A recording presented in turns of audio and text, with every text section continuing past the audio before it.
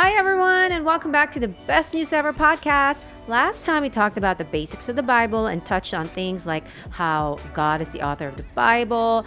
The contents can be classified into history, moral teaching, prophecy, and fulfillment. And the Bible being a book of covenant, which is what today's conversation is about. I'm Tina Ryan. And I'm Sam O. And we're so happy you're here. Let's get the show started.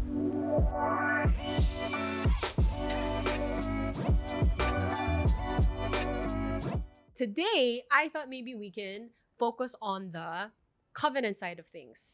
This is basically a promise. God always gives a promise to his people, and he always keeps it. he always keeps it. Yeah. You know, the Bible says that he is not a man, that he should lie, that he should break his promises. People do that. God doesn't do that. And when he says something, he'll be sure to fulfill it. He gets it done. Yeah. Mm-mm. But, However, tayo, ibang story. oh, We keep breaking God's heart. you also kind of have to wonder, why are there so many different covenants in the Bible? Ginusto ba ni God na paulit-ulit na lang yung covenant niya? Like, is he collecting covenants or something? Syempre, hindi. Diba? Gusto niya kasi sumunod tayo. Oo. And there's a verse in the Bible that says na there wouldn't have been need of a new covenant if the old one wasn't flawed. We see the people, they keep betraying, they disobey God's commands, they break the covenant. So God now keeps renewing, a covenant with a different people hanggang umabot na tayo dito sa atin. Parang kontrata lang, nire-renew It's ng renew. It's Diba? exactly like a contract, I suppose, in like a worldly understanding of things. And I think that was another thing that was surprising to me is that, oh my gosh, I have a covenant to keep. Yeah. Did you even know that? No, I mean, knowing this understanding now, I still feel, I don't want to use the word iffy, but more of like, kinakabahan ba? Oh my God, am I gonna keep this? And like, we're in that journey now, and sometimes it's not easy. And parang I just wanna do better. Yeah. Am I doing the right actions towards keeping the covenant? Yeah. Diba? It's scary to me. I think it's a good kind of fear though. Like oo naman. like a godly fear. Oo. Hindi yung you're trembling and paralyzed and you don't know what to do. Oo. Yeah.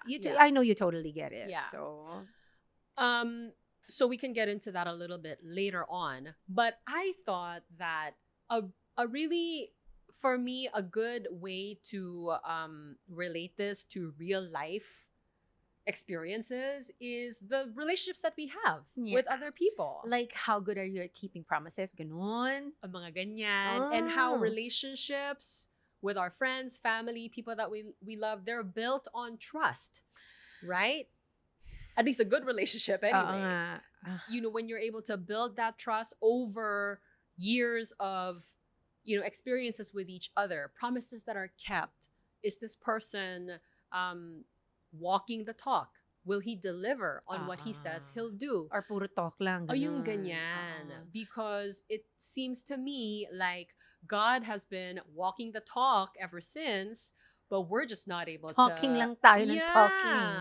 So, let's go to you. Yes. How are you at keeping your promises? I wouldn't say that I've had a perfect track record of keeping my promises, but I think ever since we learned our Shinshinji Bible lessons, You got better. I really try to keep my promises because it's like, okay, the point is that we need to be born again in the image of God, right? And so if God is a promise-keeping God, then I better keep my promises too. So it's either you do your best to keep your promises, or if it looks like it's not going to happen, then you give them a heads up, But have I broken promises? Of course I have.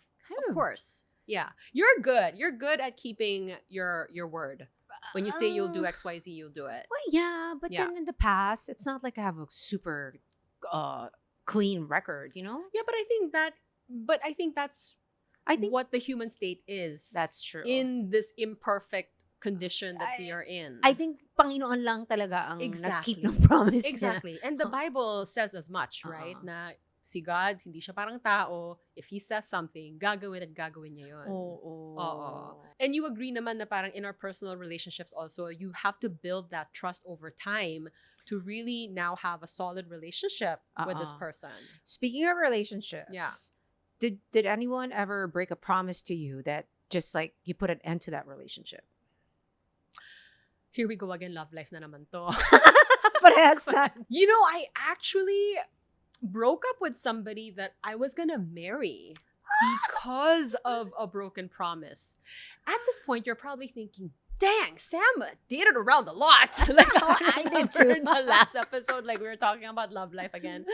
You broke off an engagement. And this was a long distance relationship. Oh, which is like our relationship with God. Long distance tayo ngayon. parehas tayo appear long distance. Long distance din yung... Talaga? Oo. And I think promises are magnified even because you're in a long distance relationship. These things matter more. It might sound a bit babaw because it really had to do with just, you know, promising that he would call at a certain time and I'd be really excited about it because this was a long distance relationship. And so I would look forward to it so much. And then like there were a few times here and there where he could not keep the promise. And I think it would have been so much better if there was a legitimate excuse and he would tell me beforehand that, hey, it looks like the situation is like this and we're not going to be able to make it. But there were just, I don't know, it just seemed like very, very inconsiderate. It was very inconsiderate how he was doing that. And I think I was just making excuses for him in the beginning. But eventually, when it happened one last time, which was the last straw, my realization was, okay, number one, you're not his priority? Yes. No, absolutely. I felt like that. Because I feel like, hey, if we're in a point in this relationship where we actually want to marry, I do want to be the priority. And something like a call seems so trivial that if you cannot even prioritize something like that, then we should maybe reassess this relationship. Okay. And it just made it seem like he wasn't very trustworthy.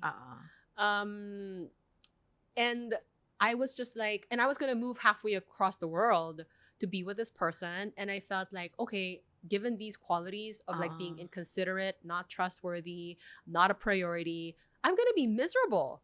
Why in the world should I, be with this person and commit myself to a marriage with this person? And so I broke it off. It's not babaw. I think when somebody makes a promise, parang regardless of how big or small the promise is, it's more of parang it's your word that like I'm holding on to. Yeah. Diba?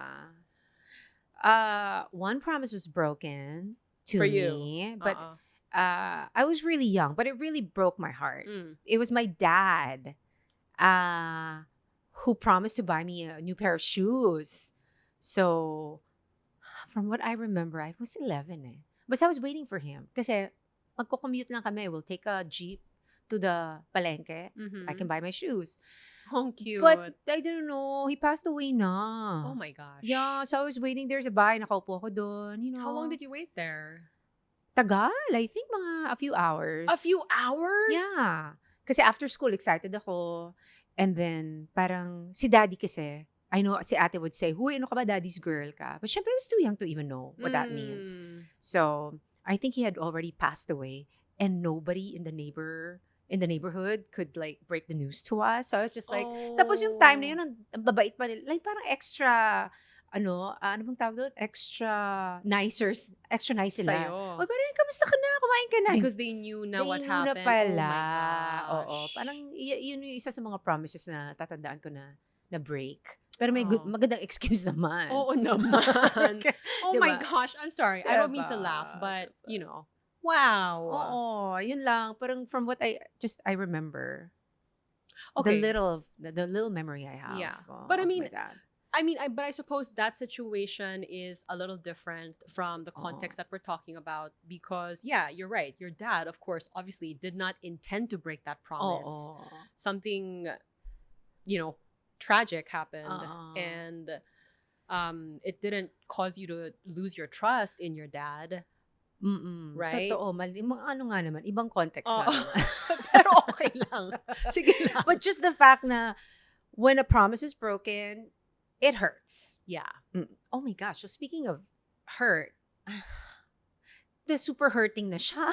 I know. 'Di ba? Kasi from the time of from time, Adam. oo. Oo. Genesis to ilang ano ba? Oo. Lagi na lang 6,000 years Oo. is the span. Oo. You're right. Mm-mm. I think through these lessons, we really start learning now the heart of God, the state that He must be in, but also just being really grateful, but that He didn't give up, and He to this day is still giving us this chance to keep the covenant.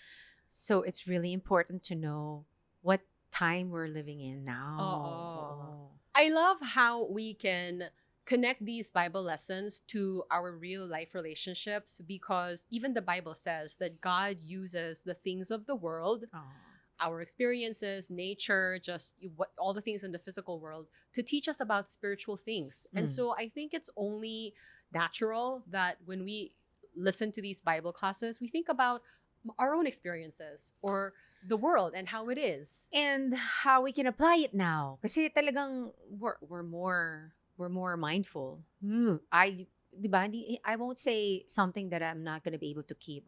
Yeah. Diba? Living this faith life now is totally different. Yeah.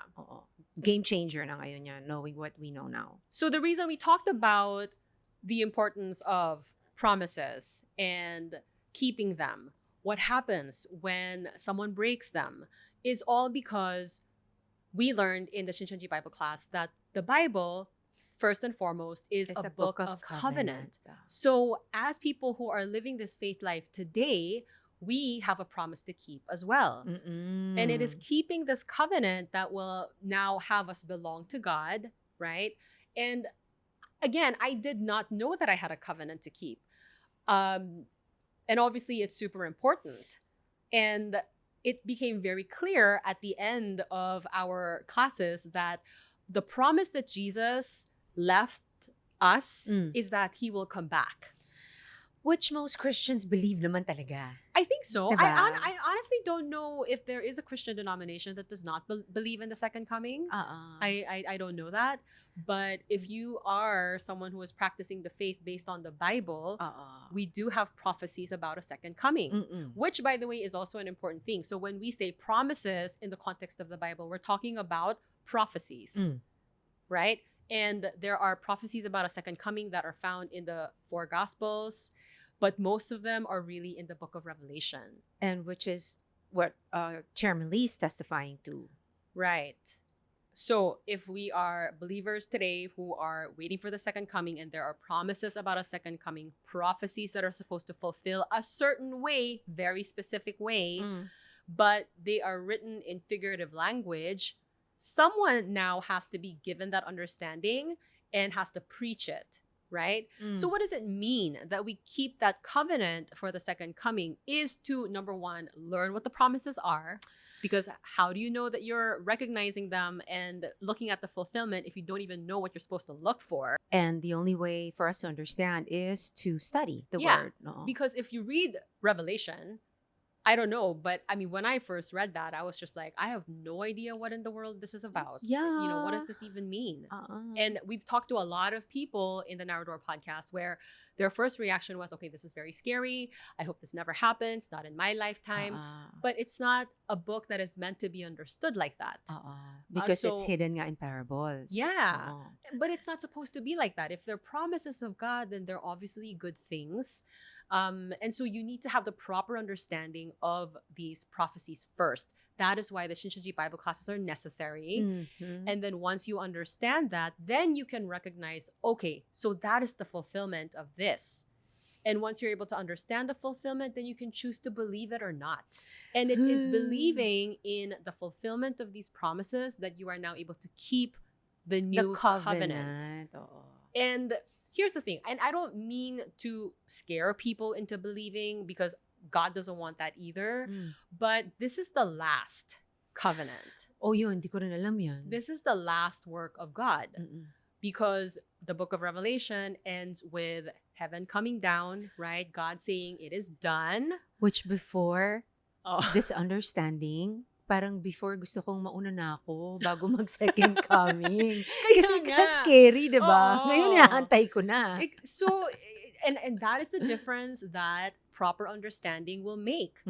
What scared you before, you are actually now excited about. Oh, yeah. Diba? And I can't wait for heaven to come down. Yeah. And this was something that was sadly a mistake that was made during the time of first coming as well. You know, when he came as the Messiah, people at that time were supposed to recognize Jesus for who he really was as he was testifying about himself. But because they did not understand the prophecies, they ended up doing the exact opposite. So we don't want to be the people who commit that mistake. Is it easy to believe in the fulfillment? I'm still wrapping my head around it, actually. A little bit. Oh. And that's also the reason Jesus said that when he comes back, will he find faith? So all of that was bouncing off of this lesson that we had in the Shincheonji Bible class about what kind of book the Bible is. First and foremost, it is a book of covenant. There are many other main points in that lesson as well. And I think you guys should hear it. If you think that the faith life should be based on the Bible, we should learn first what kind of book it is. In-depth knowledge is on our YouTube channel, Shincheonji. And of course, you can also check out BiblePrayerConnection.com. Shincheonji right now is testifying that these promises of God about this second coming is now actually fulfilling. We are not only explaining the prophecies, but we are telling people about what their fulfilled realities are. That is what Chairman Lee is testifying to right now. So please come and listen and verify it for yourself. All right. Thank you so much for joining us on this episode. I'm sure that the whole promise angle of things you could relate to as well. Oh, right? Yeah. And if you had promises in the past that you've broken, write to us. We'll tell them. Yeah. We'll say it all here on the Best News Ever podcast. Thank you so much for joining us on YouTube and Spotify, wherever you get your podcast, we're there. And you know what? Join us on the comments section too. If you guys want to ask us to do a certain discussion about something, leave a comment there. Yeah, leave a comment and we'd love to do that. So thank you for listening and we'll see you again on the next episode. And that's a promise. Bye. We're keeping that one.